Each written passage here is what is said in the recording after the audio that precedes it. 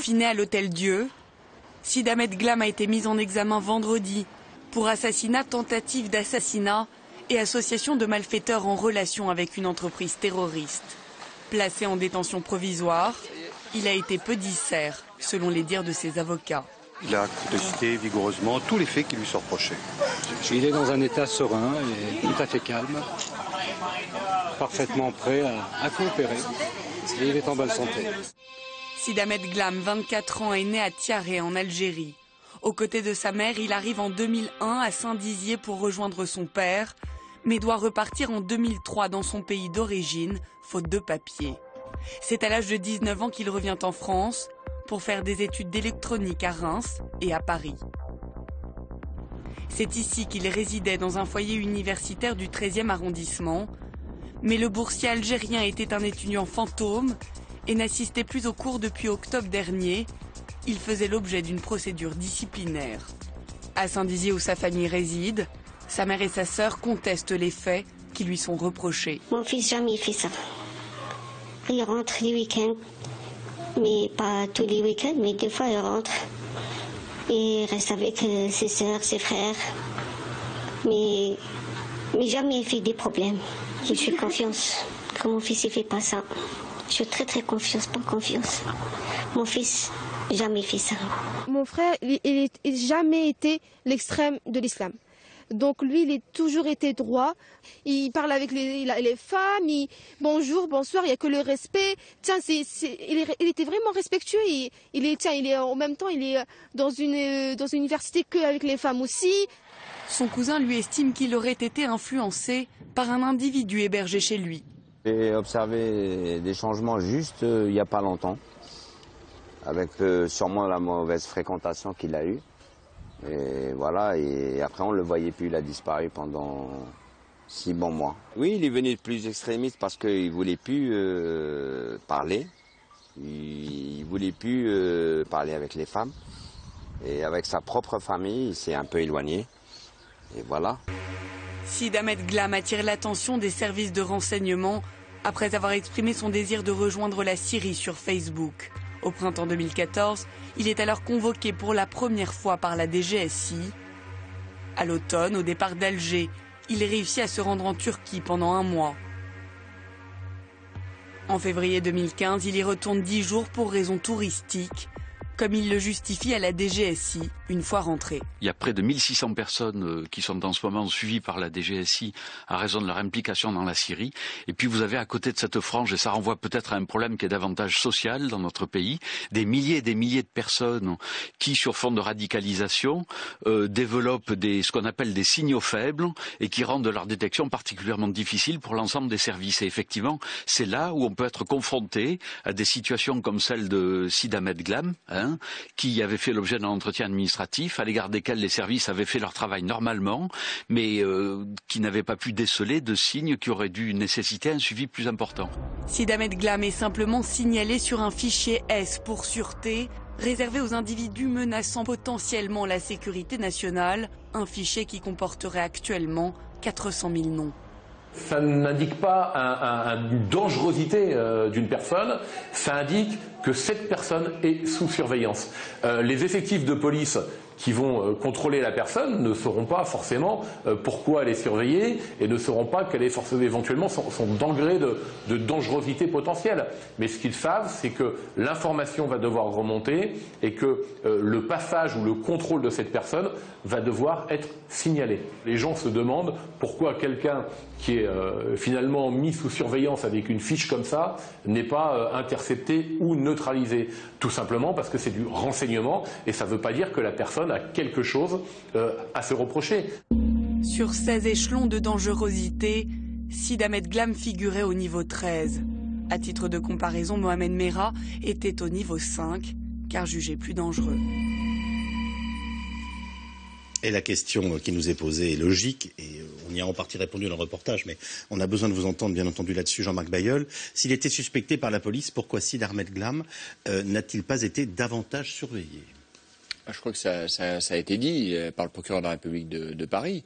C'est qu'il n'y avait pas de signaux tangibles comme quoi il allait vers une activité terroriste, comme des milliers d'individus qui peuvent être tentés d'aller s'intéresser à ce qui se passe. Certes, il a été en Turquie, mais il n'a pas été en Syrie.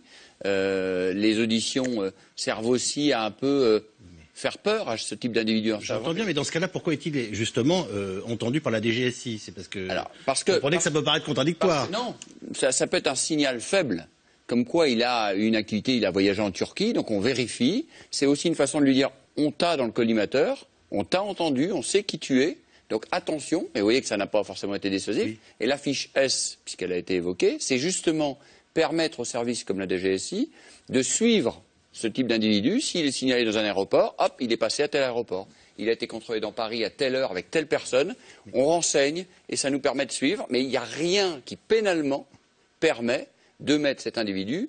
On est dans un état de droit et la loi ne le permet pas. Mais quel est le critère, on a envie de vous dire, qui vous interpelle? Parce qu'il y a des Français qui partent tous les week-ends à Istanbul pour plutôt y faire la bamboula sans l'ombre d'un engagement terroriste. Ça va être, par exemple, vous avez un témoin visage masqué qui s'est exprimé en contradiction avec les femmes qui avaient parlé avant, qui a dit il a changé de comportement, oui. Il s'est renfermé sur lui-même, il n'a plus été en cours. Voilà des signaux faibles qui nous permet de repérer des individus qui, par un changement de comportement, peuvent laisser penser que... Alors, ce que dit le procureur Molin, c'est qui est aussi très inquiétant, mais qu'on comprend parfaitement, parce que il faut, je dirais, prendre en charge ces éléments, même quand ils nous échappent. C'est il nous dit, il y a des milliers de personnes qui correspondent à ces signalements de signaux faibles, c'est-à-dire faible intensité sur l'échelle du terrorisme actif, et des milliers de personnes, elles ne peuvent pas être surveillées de fait. Mais c'est évident.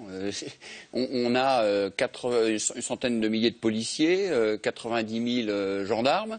Vous avez vu les chiffres qui ont été annoncés tout à l'heure. Il est impossible de suivre tous ceux même qui ont un signal faible. Donc on est obligé de prioriser, mais une fois qu'on a fermé la porte qui a été ouverte sur un individu. Voilà, c'est l'exemple typique, comme Mera avait été entendu. Et malheureusement, vous avez vu ce qui a pu se passer avec une graduation plus importante. Et quand on cite ce chiffre, apparemment, pour des non-spécialistes, hallucinant, de 500 000 personnes qui font ou ont fait l'objet à un moment ou à un autre d'un signalement, ça veut dire que, je dirais même une mère de famille dont on pense qu'elle a un de ces gamins qui fréquente, on trouve un peu trop souvent une mosquée qu'on estime éventuellement un petit peu dangereuse, elle fait partie de ces 500 000 personnes? Non, mais je crois que les fiches S, elles ne sont pas réservées spécifiquement qu'à la lutte contre le terrorisme. C'est une fiche qu'on peut utiliser, par exemple, pour quand on trace des braqueurs, pour savoir si M. Dupont est contrôlé à tel endroit, à telle heure, avec qui, ce qui permet de ramener des éléments aux enquêteurs. À terme, le jour où ils les interpelleront, pour dire tiens, il était avec un tel, et là, on va essayer de surveiller l'environnement. C'est ça la fiche S. Quand je perds 3 points pour un feu sur la route, je ne fais pas l'objet d'une fiche S. Ah ben non, on n'aurait pas le temps de les traiter, je vous rassure. Pour 3 points, on n'a pas le temps. Très bien. Qu'est-ce qu'il faut retenir de tout ça? Ces propos qui sont systématiquement les mêmes dans les familles et qu'on doit entendre, hein, parce que même si parfois ils font sourire, ou si la répétitivité de tout ça, il était bien gentil, il faisait rien de mal, il partait un petit peu en vacances en Turquie, voilà, on n'a jamais vu. Son ex-compagne, on l'a dit dans le reportage tout à l'heure, on dit elle semblait pas du tout radicalisée, et on en arrive toujours à ce type de constat. Oui, enfin, le fait qu'une mère dise mon fils c'est le plus gentil du monde et il n'a jamais fait de mal à une mouche, c'est pas spécifique à des milieux salafistes, hein, encore une fois. Par contre, ce qui m'inquiète beaucoup plus, c'est que quand on fait du radio-trottoir comme ça et qu'on explique qu'en fait cet individu était gentil, qu'il disait bonjour et qu'il aimait les animaux, on participe d'une théorie qui est absolument universelle dans le monde salafiste, c'est la théorie du complot. En fait, c'est pas lui, c'est les autres. En fait, c'est une manipulation. Ce type, il était innocent, etc., etc. Et ça, on l'a entendu à propos de Mera, on l'a entendu à propos de Nemouche, on l'a entendu pour tous. La théorie du complot aujourd'hui, c'est devenu la clé d'explication qui dédouane systématiquement le type. Et ça marche, mais alors tous les jours sur les milieux salafistes. Et quand on fait du radio-trottoir comme ça, en disant qu'est-ce que vous avez vu ce monsieur, il disait bah oui, il était gentil, il venait acheter son pain tous les jours. Non, c'est pas du reportage, ça. C'est pas sérieux. Et là, on entretient, si vous voulez, cette espèce de psychose sur laquelle fonctionnent la plupart des... Vous voulez dire qu'on ne doit pas interroger les familles il faut relativiser... Les gens qui sont suspects, si, c'est normal. Il faut relativiser le témoignage. Je veux dire que la mère dise que mon fils n'est pas un fou. Si, la mère de Mera avait expliqué que son fils avait... Enfin, écoutez, excusez-moi, quand on entend sa sœur nous dire, si, il était très gentil, d'ailleurs, il parlait aux femmes, je suis désolé... Sauf que le voisin dit, mais oui, en fait, depuis quelque temps, on constatait qu'il disait bonjour aux femmes. Donc, ça veut dire... Dans les deux cas, ces éléments sont, si ce n'est totalement éclairants, en tout cas révélateurs d'un certain nombre de choses. déjà qu'on trouve exceptionnel que quelqu'un parle aux femmes, en tout cas ou que ce soit considéré comme un signe de gentillesse, et en effet, l'autre voisin nous dit des choses contradictoires. Mais on est dans une situation où, encore une fois, l'acte de violence n'est pas un acte... En plus, c'est le cousin. C'est pas seulement un voisin. L'acte de violence du terrorisme n'est pas un acte stratégique. C'est pas ça qui va déstabiliser la France. C'est un acte dont l'impact psychologique et médiatique est plus important que l'impact stratégique. Ça veut dire que toute la dimension médiatique est une composante essentielle de la gestion d'un attentat terroriste. Quand les frères Kouachi ou Koulibaly sont devenus les héros de gens qui étaient en prison parce qu'ils ont regardé pendant 48 heures en continu la retransmission qui était faite dans les chaînes d'infos en continu, on a préparé la prochaine génération de terroristes. Donc c'est une interpellation importante pour les médias que de se dire faites attention.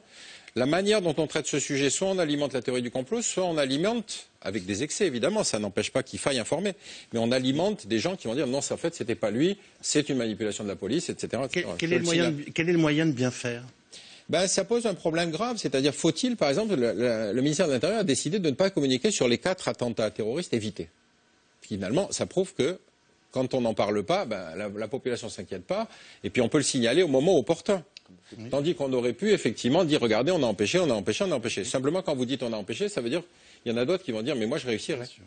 Donc c'est un problème. En même temps, dire on a empêché aussi, c'est important, parce que ça veut dire d'abord, il faut que le gouvernement communique, et aussi c'est rassurant pour la population, pour dire finalement, mais que fait notre police? Donc c'est vrai que c'est au gouvernement de faire le soin de choisir quels sont les cas à communiquer et des cas à ne pas communiquer. Le problème de Saïd Ahmed Ghal, c'est-à-dire qu'il a cette fiche-là, il n'a pas des signes très forts, tangibles de radicalisation, mais il faut que l'enquête nous dise comment ce type est arrivé quand même à rassembler cet arsenal, c'est-à-dire l'arsenal militaire. Donc toutes ces armes, quand été trouvé, ça c'est important. Ça veut dire qu'il y avait un plan. Surtout s'il a effectivement tué quelqu'un avec. Un plan d'exécution de son plan. Et ce plan-là, il n'était pas seul. Donc, à mon avis, il n'était pas seulement un surveillé, mais c'était même un homme potentiellement dangereux. Et c'est ça qui est très important, à mon avis, en termes de renseignement. C'est-à-dire les complicités dont a bénéficié M. Saïd Ahmed Ghal pour avoir toutes ces armes-là et réfléchir surtout sur la cible. S'il s'avérait que l'on puisse prouver clairement qu'il est, par exemple, l'assassin d'Aurélie Chaplin, par définition, on doit se dire il faut que la société en général, les familles concernées, si elles devaient l'être effectivement, se réveillent un moment pour essayer, même quand les signes sont faibles, pour se rendre compte de ce qui se passe et ne pas aboutir à des choses comme ça, où ça vous semble totalement inimaginable, hors de propos et inatteignable. C'est compliqué parce que, d'abord, je voudrais dire une chose sur la communication du gouvernement. Oui. Vous dites qu'ils nous ont pas informés pour 4, enfin, ils n'ont pas voulu développer 4 attentats, mais celui-là, ils l'ont développé. Pourquoi ils ont développé plus précisément celui-ci? Parce qu'il allait toucher une église, parce que là, il y a eu un mort, effectivement, cette jeune femme qui a croisé son chemin. Le lendemain, hein. Voilà. Ça a incidé que le lendemain de l'arrestation. Donc, quelle est votre analyse là-dessus? Moi, là-dessus, c'est que toute la vérité n'a pas été dite, si vous voulez, sur les attentats déjoués depuis le début de l'année ou même avant par le gouvernement, que ce soit ce gouvernement ou un autre d'ailleurs. Je pense qu'on ne sait absolument pas toute la vérité. Et pourquoi d'ailleurs il serait nécessaire qu'on la sache complètement? Oui. Ça, je suis tout à fait. J'ai beau être journaliste et très curieux et bien aimer la vérité, je peux tout à fait comprendre que la raison d'État, pour le coup, prévalent. Sachant que par ailleurs, elle alimente la paranoïa, comme nous le disait tout à l'heure Pierre Conessa. Alors après, quand on a affaire à des malades sectaires, on a affaire à des malades sectaires. Mais... Alors sur les familles, ce qui me fascine à chaque fois, c'est qu'à chaque fois, ils répètent la même chose, quoi. C'est à chaque fois, elle nous... Pardon, mais elle nous roule dans la farine. Parce que à chaque fois, c'est le meilleur des voisins, à chaque fois, c'est le meilleur des enfants. D'ailleurs, ils ne diront jamais autre chose. On ne pouvait pas s'attendre à ça. Et même la police dit, mais compte tenu des éléments qu'on avait, le pire n'était pas envisageable. Je pense qu'il faut revoir complètement, je ne suis pas policier, et je ne saurais l'être, mais il faut revoir complètement les systèmes d'alerte. Vous voyez, là, il y a un truc qui m'a interpellé dans le reportage que vous avez montré. Il n'a pas remis les pieds à l'université depuis 6 mois. Et il faisait l'objet d'une procédure de renvoi. Et on lui garde son logement universitaire. Oui, c'est hallucinant. Là, il y a un problème d'alerte qui ne fonctionne pas, qui dépasse de loin, d'ailleurs, la police. Surtout s'il est fiché, hein. Bah, évidemment. Sur la fin, par là qui à un moment, parce qu'il y a un moment où on doit pouvoir faire un point de contact entre un gars dont on sait qu'il a fait l'objet d'un signalement, pardonnez-moi, qu'il va en Syrie, qu'il est inscrit à la fac de Jussieu auquel il ne va pas à ses cours, et qui continue de bénéficier d'un logement social et universitaire à ce titre. Je ne jette pas la pierre du tout à la police, hein, c'est pas du tout la question, parce qu'elle fait son travail. Mais je voudrais finir. Vous avez, dans son sujet, dans son dossier, tout comme dans celui de Mera, tout comme dans celui de Koulibaly, tout comme dans ceux de Kouachi, exactement les mêmes faisceaux d'indices qui vous conduisent au pire. Et le signalement, c'est là où il est difficile. Je vous rappellerai, on l'a oublié, mais Koulibaly, il a été contrôlé au volant d'une voiture au but de Chaumont 3 jours avant c'est les faits là. Là, il était fiché, on l'a repéré sur les fichiers, on l'a laissé partir. Il y a peut-être un système général d'alerte à revoir, parce que c'est vrai qu'à chaque fois, on retombe sur les mêmes travers. Après le prochain reportage, on verra si la loi sur le renseignement, qui par ailleurs est critiquée et inquiète certains juges, répond à un certain nombre de ces questions. Un dernier mot, Sniabi. Un dernier mot. Ces djihadistes ont une grande capacité de dissimulation. Qu'est-ce qui prouve que Saddam Deglam n'a pas dissimulé ça aussi à ses parents? Moi, je crois volontiers sa mère. D'abord, une mère n'est jamais objective. C'est son fils, elle n'est jamais objective. C'est son fils tout de même. Et donc, le fait qu'il retourne tous les week-ends chez elle, ça ne veut pas dire qu'il a tout dit.